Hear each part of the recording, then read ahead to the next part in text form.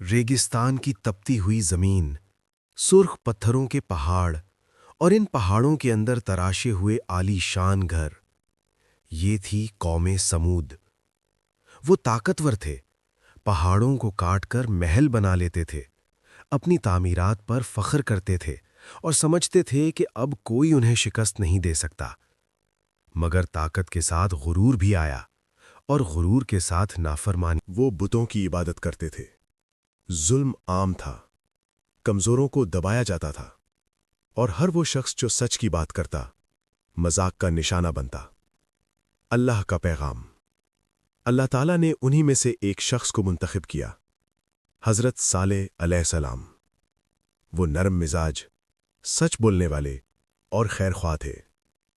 लोग पहले उन्हें इज्जत देते थे, मगर जब उन्होंने दावत दी कि ए मेरी कौम, सिर्फ अल्लाह की इबादत करो, इसके सिवा तुम्हारा कोई माबूद नहीं, तो हालात बदल गए। सरदार बोल उठे, ए साले, क्या तुम हमें हमारे बाप दादा के माबूद छोड़ने को कहते हो? उन्होंने तंज किया, इल्जाम लगाया, मगर सालेह अलैहिस्सलाम साबित कदम रहे। कौम ने चैलेंज किया कि अगर तुम सच्चे नबी हो तो हमारे सामने कोई निशानी ले आओ। उन्होंने पहाड़ की तरफ इशारा किया और कहा कि इस चट्टान से एक जिंदा ऊंटनी निकाल कर दिखाओ।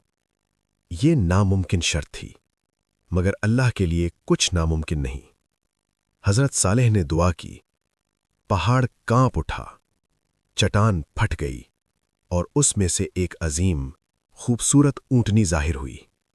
लोग साकित रह गए, आंखें हैरत से फैल गईं। हजरत सालेह अलैहिस्सलाम ने फरमाया, ये अल्लाह की ऊंटनी है, ये तुम्हारे लिए निशानी है। इसके लिए पानी का एक दिन मुकर्रर होगा और तुम्हारे लिए एक दिन। इसे नुकसान ना पहुंचाना, वरना अजाब आएगा। कुछ लोग ईमान ले आए, मगर अक्सर ने दिल में हसद और जिद रखी। ऊंटनी जब पानी पीती, पूरा कुआं खाली हो जाता, मगर अगले दिन अल्लाह बरकत डाल देता। ये मौजज़ा रोज उनके सामने था, मगर दिल सख्त हो चुके थे। साजिश। सरदारों ने खुफिया मजलिस की। अगर ये ऊंटनी जिंदा रही तो सालेह की बात सच हो जाएगी, लोग ईमान ले आएंगे, हमारी सरदारी खत्म हो जाएगी।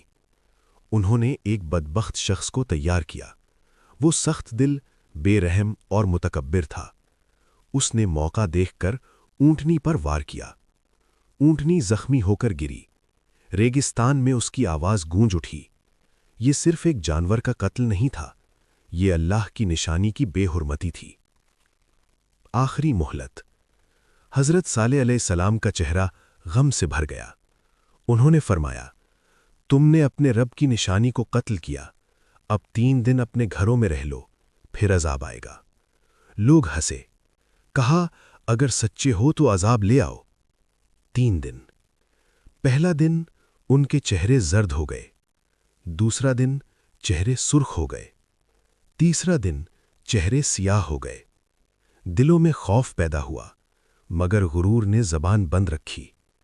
चौथी सुबह आसमान पर घने बादल छा गए, जमीन लरज उठी, एक खौफनाक चीख आई।